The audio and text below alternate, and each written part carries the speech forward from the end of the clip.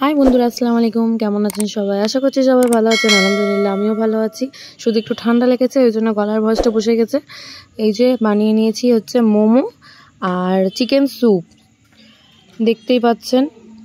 তো ভিডিওটা দিয়েছি, সবাই বলেছিল যে লং ভিডিওটা দিতে, তাই জন্য লং ভিডিও নিয়ে চলে আসলাম।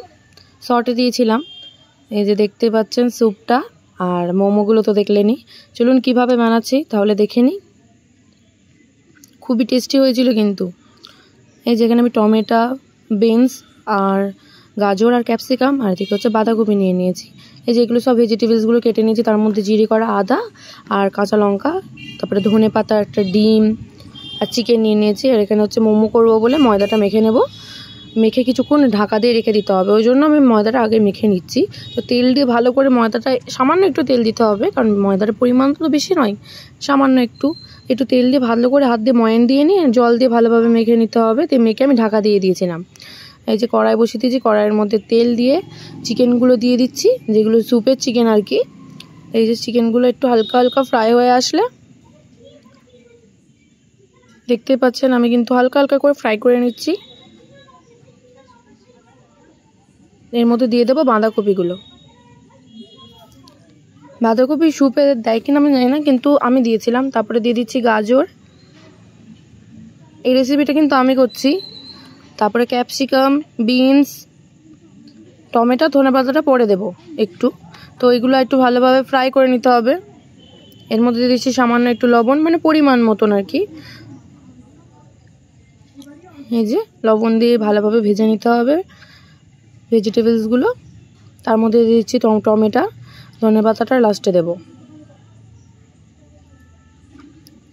এর মধ্যে আদা যে জিরি করে কাটা ছিল সেটা দিয়ে দিচ্ছি, দিয়ে আবারও একটু ভালোভাবে ভেজে নিতে হবে।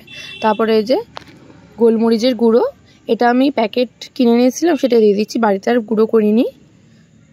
এই যে তার মধ্যে দিয়ে দিচ্ছি জল, পরিমাণ মতন জল দিতে হবে। এই যে আরও জল অ্যাড করছি। আমাদের মেম্বারটা অনেক স্যুপ খেতে সবাই পছন্দ করে, এই জন্য জলটা অনেক বেশি দিয়েছিলাম। তারপর সবজিগুলো গলতে কিন্তু অনেক টাইম লাগবে। এই যে এবার আমি মোমোর জন্য পুর বানাবো, তার জন্য আবার কড়াইটা ওইটা ঢেলে নিয়ে আবার কড়াইয়ের মধ্যে বসিয়ে তেল দিয়ে দিচ্ছি। স্যুপটা ঢেলে নিয়েছিলাম অন্য জায়গায়। স্যুপ ফুটবে আর মোমোটাও বসিয়ে দেবো ভাবের জন্য। তেলটা গরম হয়ে গেল, দিয়ে দেবো চিকেনটা। একদমই চিকেনটা আমি একদম জিরি করে নিয়েছি। আর মোমো যেটা স্যুপের চিকেন ছিল সেটা দোকান থেকে কিমা করে দিয়েছিল, এভাবেই করে নিয়েছিলাম। তারপরে দিয়ে দিচ্ছি বাঁধাকপি। ভিডিওটা জানি অনেক লং হচ্ছে, কিন্তু তারপরেও দেখবেন সবাই, প্লিজ আপনারা এভাবে ট্রাই করবেন, সত্যিই ভালো হবে। আর আপনারা ট্রাই করলে আমাকে কমেন্ট করে জানাবেন কিন্তু আপনাদের রেসিপিটা, আপনাদের কাছে আমার এই রেসিপিটা আপনাদের কাছে কেমন লেগেছিল। এই যে ভালোভাবে ভেজে নিচ্ছি, তার মধ্যে দিয়ে দিচ্ছি লবণ। এই যে ভাজা হয়ে গেছে, এর মধ্যে দিয়ে দিচ্ছি ওই যে আদার আর পেঁয়াজ। লাস্টে পেঁয়াজটা দেবো, কারণ পেঁয়াজটা একটু হালকা কাঁচা কাঁচা থাকে, ভালো লাগে, ফ্লেভারটা বেশ ভালো লাগে খেতে।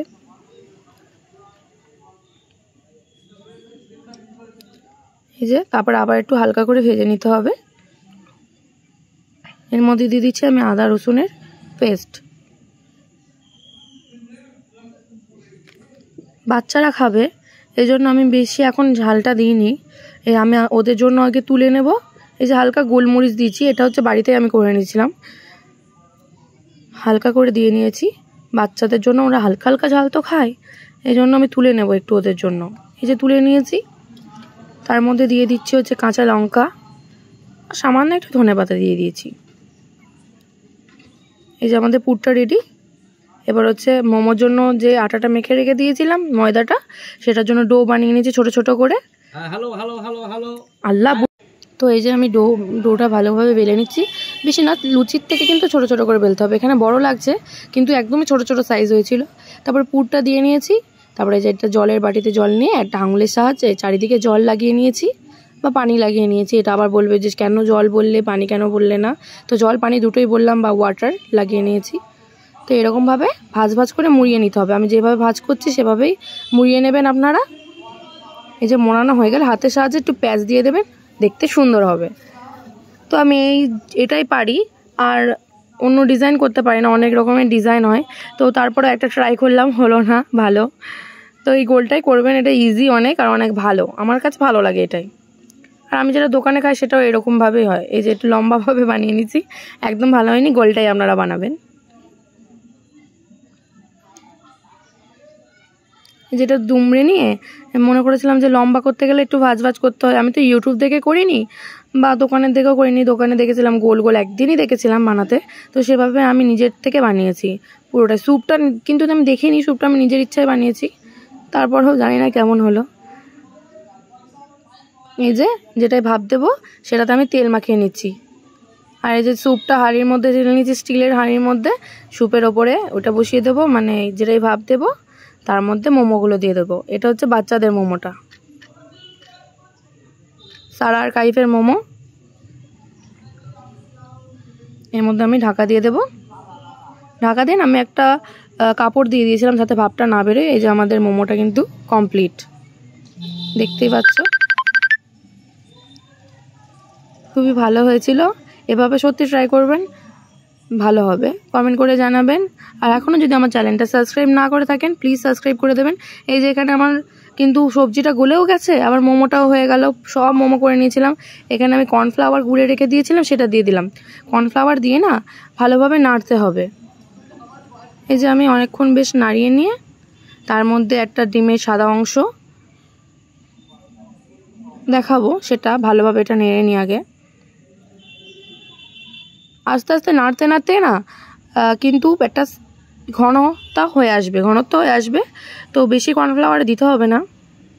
এই যে ডিমের সাদা অংশটা এটা আমি দিয়ে দিচ্ছি। এবার দিতে হবে, নাড়তে হবে, দিতে হবে, নাড়তে হবে। এই যে দিয়ে নিচ্ছি, আর আমি ভালোভাবে এবার নেড়ে নেবো, তাহলে একটু ভেঙে ভেঙে যাবে, বেশ ভালো লাগবে দেখতে। দেখতে পাচ্ছেন ইতিমধ্যে এখন কিন্তু অনেকটা ঘন হয়ে এসেছে স্যুপটা, আরও ঘন হয়ে যাবে নাড়তে নাড়তে। তো বাচ্চাদের জন্য আপনারা চাইলে সবজিগুলো ঝিরিঝিরি করেও কেটে দিতে পারেন। আবার বাচ্চারা খাবে বলে একটু হেলদি স্যুপ, যেহেতু একটু বড় বড় করেই আমি দিয়েছিলাম। এই যে মোমোটা, এটা কিন্তু বাচ্চাদের, আমাদেরও হয়েছে, আমার সেটা দেখায়নি। একভাবে তো বানাতে হবে, অনেক লং ভিডিও হয়ে যাবে। তো যাই হোক, এতক্ষণ ভিডিওটা দেখার জন্য অনেক অনেক ধন্যবাদ। Thank you for watching. সবাই ভালো থাকবে বন্ধুরা, বাই বাই।